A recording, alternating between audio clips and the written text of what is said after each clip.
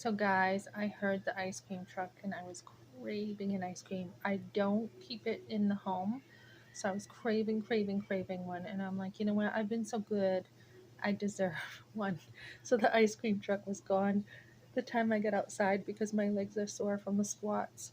And my neighbor had compassion on me and he got me an ice cream sandwich. But this one is a little different. I think I was craving the chocolate. Honestly, I think I was, even though I'm not really eating chocolate. Um, but the graham cracker crust one is really good. And then my son will finish this for me so I don't get all these calories and gain back the weight. So, really good.